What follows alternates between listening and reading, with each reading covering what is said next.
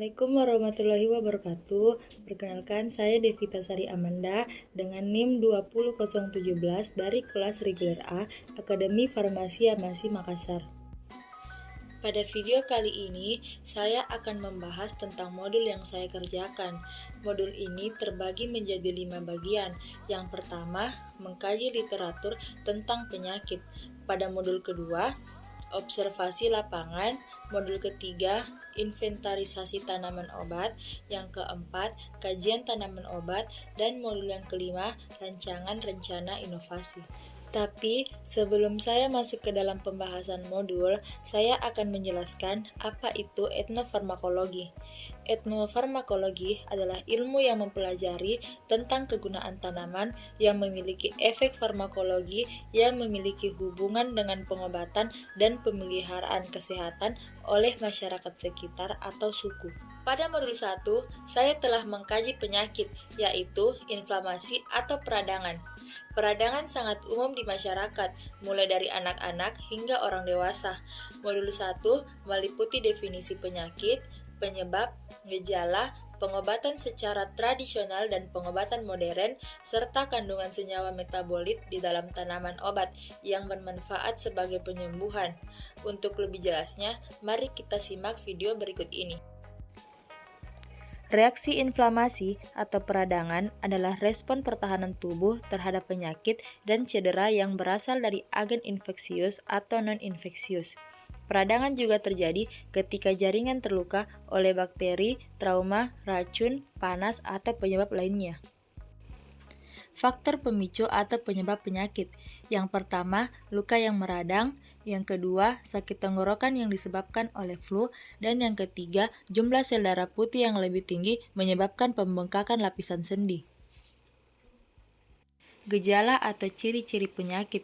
Yang pertama, kemerahan. Yang kedua, pada radang sendi, sendi bengkak yang terasa hangat saat disentuh. Yang ketiga, kekakuan sendi. Dan yang keempat, pada radang tenggorokan, nyeri saat menelan dan berbicara.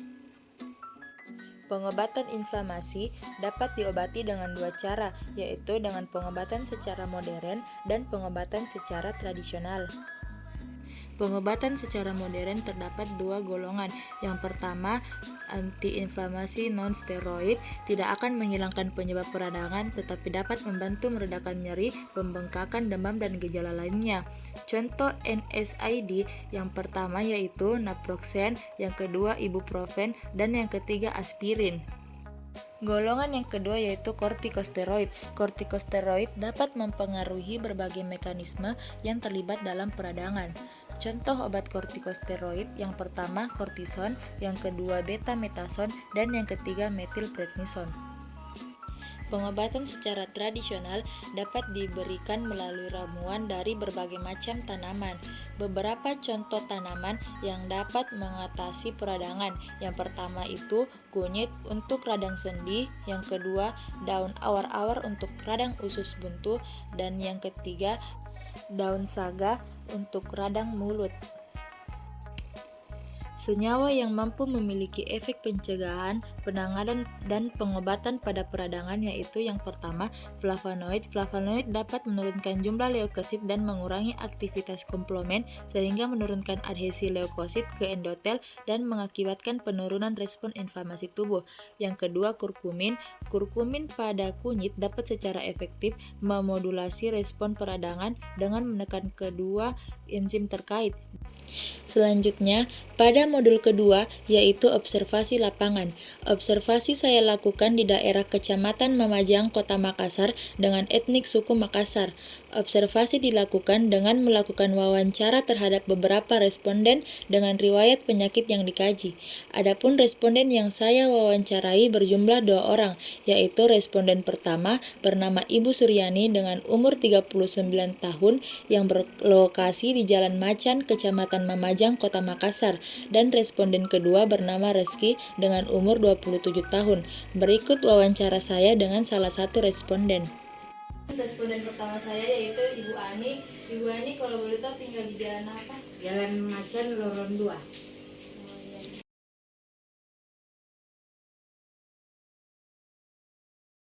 Sering.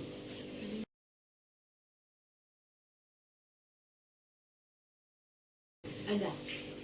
Kayak misalnya Misalnya kalau yang sekarang macam sendi, tulang itu radang sendi. Biasa kita warga sini gunakan kunyit basah.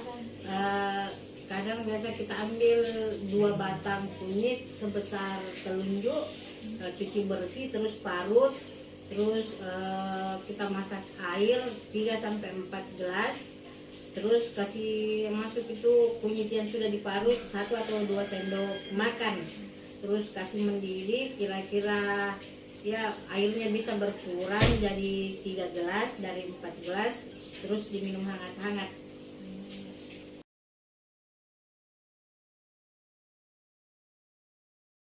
Ada.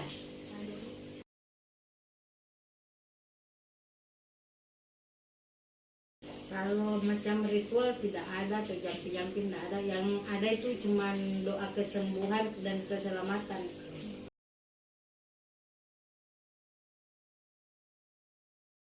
Ya macam kayak tadi tidak ada jampi-jampi, tidak ada ritual, ya cuma doa-doa saja ya, doa kesembuhan.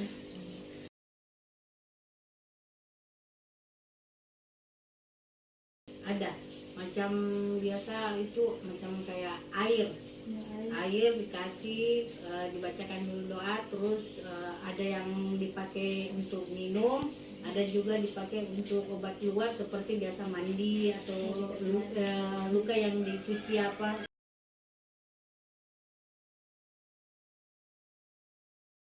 Ya 50% adalah bisa yang sudah dibuktikan juga.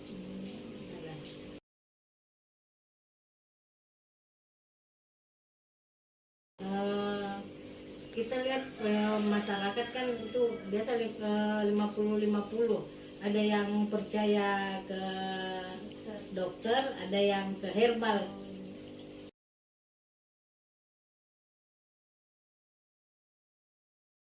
Banyak, ada yang biasa macam kayak obat-obat yang untuk dalam, minumnya dari puskesmas, tapi biasa kalau obat yang luar biasa pakai ramuan.